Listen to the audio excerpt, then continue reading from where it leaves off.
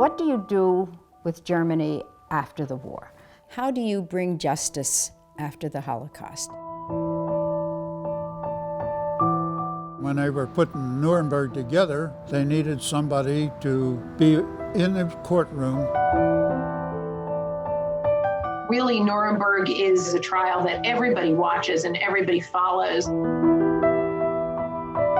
I think everybody was aware of the prison camps and what went on there. The Nuremberg trials took the very top people involved in the perpetration of this crime.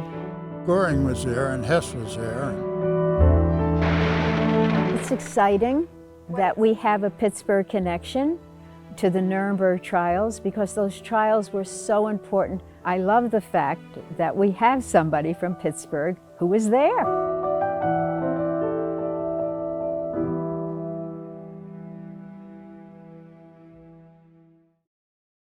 The war ends in May of 1945 in Europe. The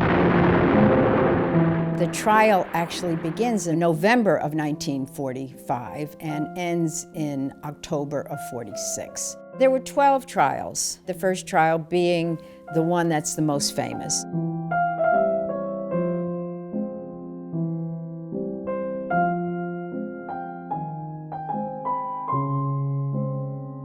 So it is an enormously complicated undertaking. It is for two judges from each of the victorious countries, meaning America, England, France, and Soviet Russia. And it's something like over 100 witnesses, 100,000 pieces of documentation.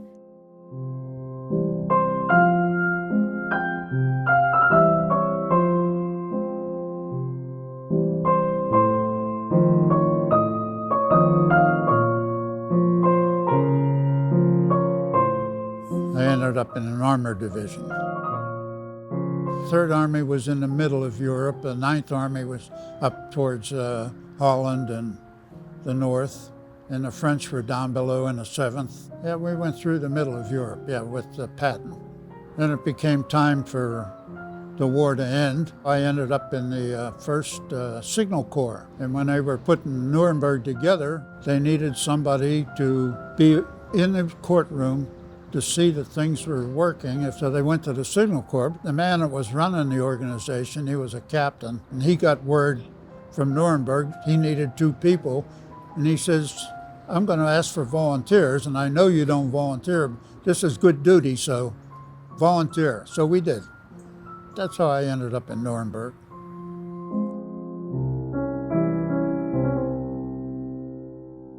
There were about 113 witnesses, about 80 for the defense and about 33 for the prosecution. And they were crammed together in this space so that those people who were there, and if Ed was there, wow, just not that many people were there. There were civilian people established a communication system in the courtroom, but they weren't to be in there. It was a military trial. I wasn't involved in the trial at all. Just be in there and be aware if there's a problem, get somebody to solve it. Well, they did have a glass booth there with interpreters, and each one had access to the phone system. You had a headphone, and you could get 6 different languages just by dialing. I had to listen to it in order to determine that the communication system was working. By the time I left there, I had a pretty good idea who was there and what was going on. It was the courtroom scene, the prosecutors explaining what they were going to do, the evidence they had. I think there was something like 5 million words recorded. The lawyers, they wanted to capture for posterity the meaning of what had happened, not just the Holocaust, which of course was major, not just what happened to the Jews, but what the Nazis had done to humanity. They bring them in and seat them there, and the trial starts, the judges there, and the prosecutors are there. Do you still say that neither Hitler nor you knew of the policy to exterminate the Jews? Soweit es mich betrifft, habe ich gesagt, dass I already have said that not even approximately did I know to what degree this thing took place. Some of them were pretty worked up, but They didn't think they should be there.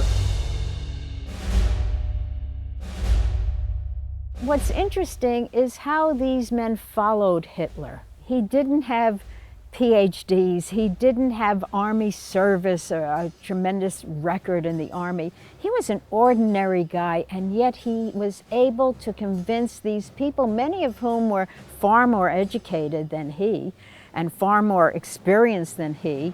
He was able to command their attention and get them to follow him. They had cells in the courthouse.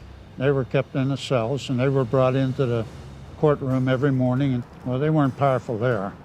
But it was obvious what was going on, and it was pretty obvious the conclusion was going to come. Some of the innovations of Nuremberg, some of the crimes against humanity, that's totally a new designation, correct? It's not a sufficient defense to say that you were just following orders. A country's entire policies were on trial. All sorts of people throughout the government were held responsible for the theory of that policy and the execution of that policy. There were 12 men who were sentenced to death, one of whom was Martin Bormann, who was a chief lieutenant of Hitler's, but he was never found. Wilhelm Hermann Goering. A high-ranking individual very close to Hitler, but he committed suicide before he was to be hanged. Hans Frank, the leader in Poland, who was just brutal. These people were brutal, all of them were, because they had no sense of humanity.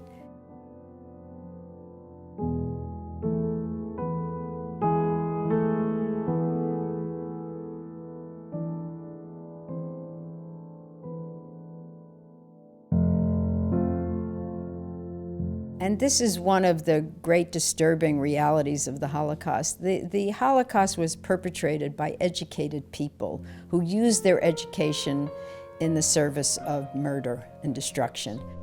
He did everything in a way of not keeping his promises. He deceived the world, Germany, and me.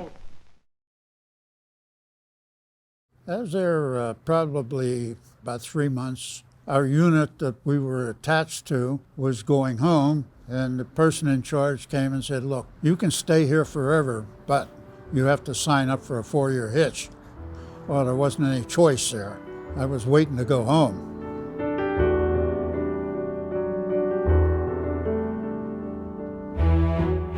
Nuremberg accomplishes great in the formation of a new kind of international law and a new kind of court system and so forth. There had never been anything like an international tribunal before. The primary thing was crimes against peace, to prevent another war, to prevent Germany or any other country from launching a war. And it was really the Americans who prepared the whole Nuremberg structure. And they wanted to create laws that would be for good, for justice. Neither the statements of the defendants nor the arguments of the defense were able to refute our grave accusations. It has been impossible to cast doubt on events which actually took place. The truth cannot be challenged. That is the real meaning of this trial. What Nuremberg did really was a dramatic change and has continued to impact us 75 years later. Nuremberg had an impact on finally creating the International Criminal Court, in which there are now individual leaders being held accountable for crimes against humanity and being held responsible for the actions of their government, their army, their subordinates. And you're saying all that comes from Nuremberg? We were involved in something that was worldwide, and it was so long ago, I just wiped it out of my mind. The war is over and I give up on it.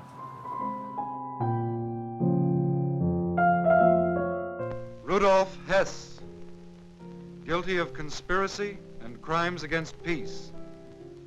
Life imprisonment.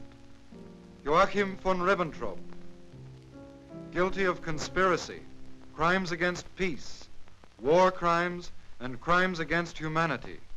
Death by hanging.